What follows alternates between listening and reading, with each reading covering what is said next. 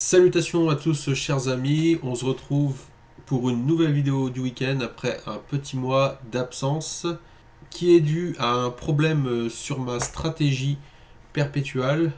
Donc je vous rappelle, on a commencé il y a un peu plus d'un an, on est monté jusqu'à 800% et je me suis fait liquider le 7 janvier sur cette stratégie-ci. L'objectif est de 800 à 10 000. Heureusement, j'avais mis des sous de côté sur le spot au cas où ça arriverait, puisque comme je vous l'avais dit, cette stratégie elle est extrêmement risquée. Même si vous voyez que dans le temps, bon, vous tracez une droite continuelle, euh, les gains sont complètement fous. Mais le fait que c'est craché, alors que sur les backtests, normalement, ça ne crachait pas, m'a fait penser à revoir la stratégie. Ici, la chute n'est pas forcément due à la stratégie. En fait, il y a eu un gros pic à la baisse euh, sur l'échange et j'avais des cryptos qui étaient bien sûr en levier. Et comme vous le savez, quand on est en levier et que ça descend extrêmement rapidement, il y a un coupe-circuit dans le bot. Mais vu qu'il y a beaucoup d'autres personnes qui se faisaient liquider en même temps, l'API n'a pas reçu l'ordre de liquidation à temps et voici le résultat. Bon, certains ont perdu quand même de l'argent sur la stratégie. Euh, je m'en excuse, mais je vais tout faire pour rattraper ça. Puisque pendant ce mois-ci, j'ai tout revisité et maintenant ma stratégie est opérationnelle. Donc, donc petit 1, donc petit 1, alors plus de levier sur une paire. C'est ça que j'ai appris, puisque techniquement, en fait, on a toutes les chances de se faire liquider sur les cryptos. Parce que, imaginez, vous avez, surtout que moi j'avais pas mal d'alt à levier. Imaginez, vous êtes levier 3 sur une paire. Donc si le prix descend de 33%, tout votre compte est liquidé. Mais maintenant, imaginez ça sur 5 paires. Donc des micro-variations peuvent tout faire liquider le compte. Si l'ordre n'est pas accepté de vente, puisque nous on joue toujours à l'achat, c'est la liquidation. Donc je ne vais plus faire de levier sur une paire.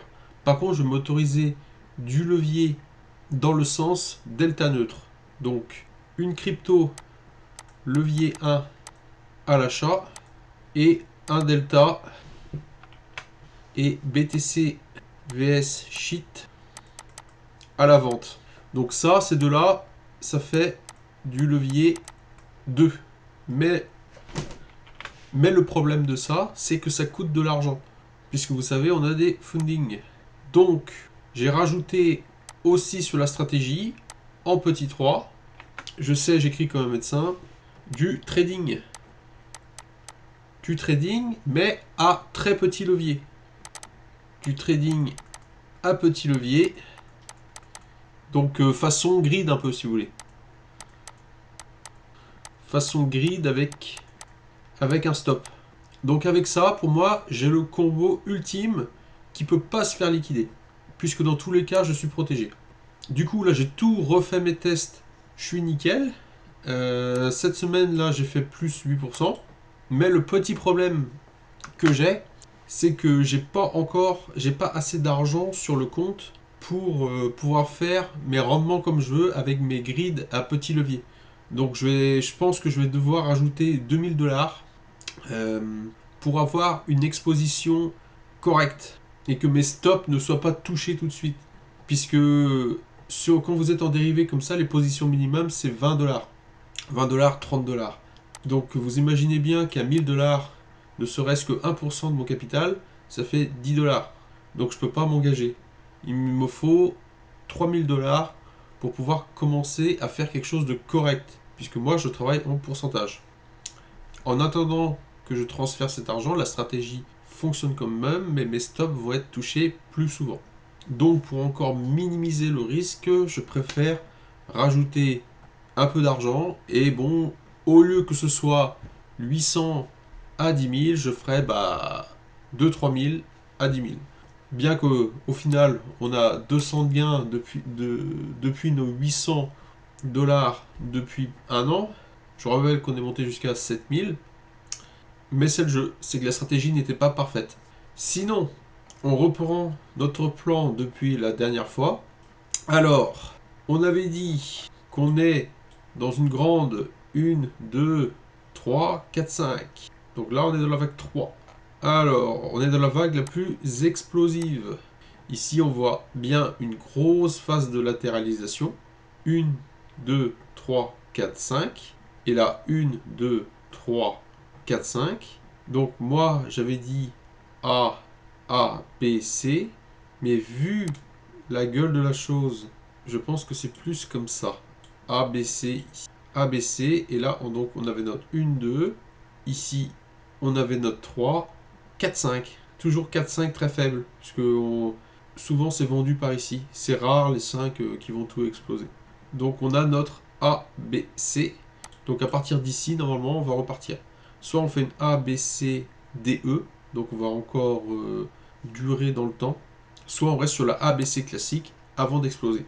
Donc revenons à notre stratégie. Quels sont les altcoins que j'ai mis en portefeuille? Donc j'ai shorté APE Sushi, DOT et CRV, les cryptos les plus inflationnistes. J'achète du BTC et j'ai pris XLM, Chiliz, ADA, Theta. Donc on va en faire. Du coup, j'ai laissé tout dans le même compte maintenant, c'est beaucoup plus simple. Comme ça, j'ai pas un compte spot, un compte perpétuel. Celui qui veut copier ma stratégie, il copie le perpétuel. Terminé. Donc Chiliz, c'est un micro rebond qu'on a eu. On est toujours dans le canal sans fin de la baisse, mais comme vous pouvez le voir ici, on est vraiment dans le cycle down. Il n'y a pas beaucoup de personnes qui ont acheté ici, hein, parce que vous le voyez, on est à 0,06, mais on n'a jamais vu ça depuis 2021. Et on reste toujours sur un trend haut, bas, haut. Pourquoi Chiliz? Simplement, c'est dans le top 100.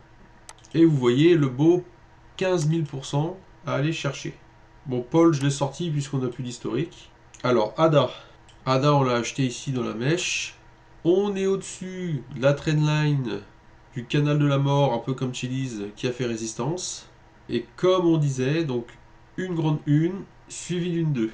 Mais par contre, j'aurais pas pensé que ça allait dégueuler comme ça. Donc A, B, C, C, D, E. Donc W, X, Y, X, Z. Et là, 1, 2, 3, 4, 5. 1, 2, 3, 4, 5. Donc là ça a été one shot.